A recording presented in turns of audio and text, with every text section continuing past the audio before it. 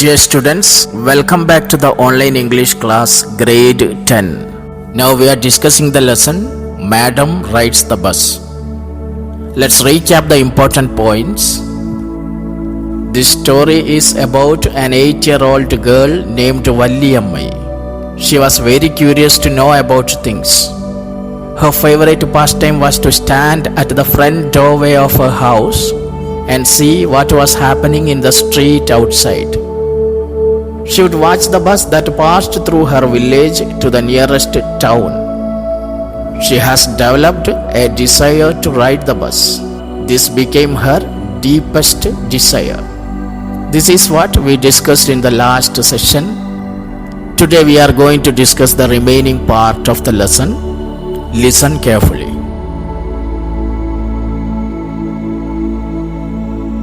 Valli wants to fulfill her dream.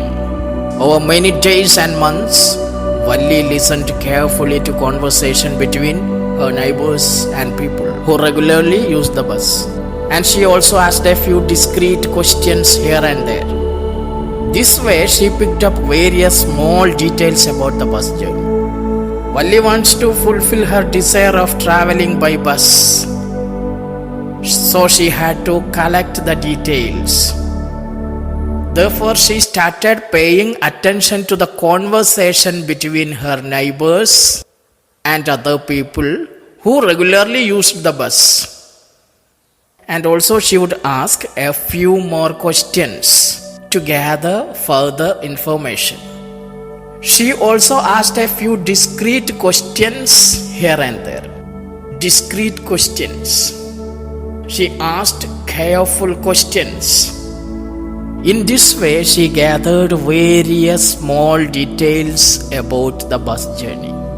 She gathered details about the bus journey by paying attention to the conversation between her neighbors and other people and by asking questions to them. Valli collected various small details regarding the bus journey. What were the details gathered by Valli? The town was 6 miles from her village. The fare was 30 paise one way, which is almost nothing at all, she heard one well-dressed man say. But to Valli, who scarcely saw that much money from one month to the next, it seemed a fortune.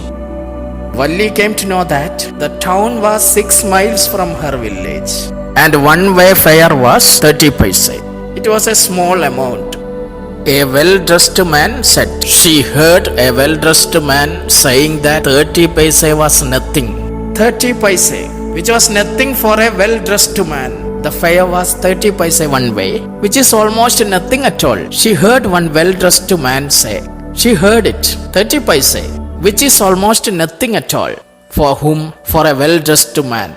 She heard it. A well-dressed man said that 30 paise was almost nothing at all. But to Valli, she didn't see that much money. 30 paise was too much for Valli. It seemed a fortune. It was a big amount for Valli. It was too much for Valli. The trip to the town took 45 minutes. On reaching the town, if she stayed in her seat and paid another 30 paise, she could return home on the same bus. This meant that she could take the 1 o'clock afternoon bus, reach the town at 1:45 and be back home by about 2:45. Valli is preparing a plan. It requires 45 minutes to reach the town. And she came to know that on reaching the town, if she stayed in her seat and paid another 30 paise, she could return home on the same bus. The same bus, upon finishing its trip till town, would bring Valli back if she paid 30 more paise. She had to pay another 30 paise for returning home from the town. Valli is preparing a plan to travel by bus. She could take the 1 o'clock afternoon bus. If she could get the bus by 1 o'clock in the afternoon and reach there by 1:45, the same bus could bring her back to the village by 2:45. This meant that she could take the 1 o'clock afternoon bus, reach the town at 1:45 and be back by about 2:45. Yes, she is preparing the plan. On and on went her thoughts, and she calculated and recalculated, planned and replanned. She is making a plan for her journey. She thought about it. She calculated and recalculated. She planned and replanned. She always thinks of her plan to go to the town by bus and return back. She always thinks of her first bus journey. After planning, replanning, calculating and recalculating, finally the day has arrived.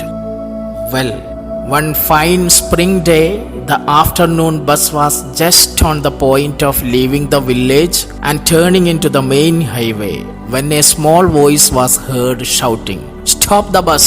Stop the bus!" A tiny hand was raised commandingly. One spring day, the afternoon bus was just going to leave the village. The bus was turning into the main highway. Suddenly, a small voice was heard. A small voice was heard shouting, "Stop the bus! Stop the bus!" Bus was on its usual route to the main highway when they heard a shouting voice commanding them to stop the bus. And a tiny hand was raised commandingly. On hearing the voice, the bus slowed down. The bus slowed down to a crawl, and the conductor, sticking his head out of the door, said, "Hurry then, tell whoever it is to come quickly." "It's me," shouted Valli. He stuck his head out of the door and said to Valli, "Hurry then, tell whoever it is to come quickly." The conductor asked her to tell the one supposed to travel to hurry up. "Tell whoever it is to come quickly." Then Valli replied, "It is me." Valli told him that she was the passenger. Valli told the conductor that she was the passenger. The conductor could not believe it. Then Valli said, "I am the one who has to get on." It was hard for the conductor to believe that she was about to travel alone. So Valli said she was the one who had to get on. By now the bus had come to a stop. The bus stopped. And the conductor said, "Oh really, you don't say so." He couldn't believe. "Yes, I simply have to go to town," said Valli. Valli said, "I have to go to town. I simply have to go to town."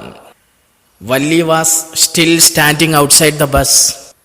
It was hard for the conductor to believe that she was about to travel alone. So Valli showed him her bus fare. "And here is my money." She showed him some coins. She showed him her bus fare. "Here is my money." She showed him some coins. Okay. But first you must get on the bus," said the conductor. And he stretched out a hand to help her up. Valli was still standing outside. So the conductor said her to get inside the bus. And he stretched out his hand to help her up. He tried to help her, and he stretched out a hand to help her up. He stretched out his hand to help her. "Never mind," she said. "I can get on by myself. You don't have to help me." But Valli said clearly, "I don't want your help. I can get on by myself. You don't have to help me." Valli said in a proud, responsible way, "I can get on by myself. You don't have to help me." Dear students, today we are concluding here. I hope you enjoyed today's session. Complete the given homework and send it in the group. If you have any doubt, you can clarify it with me. Thank you for listening. Thank you very much.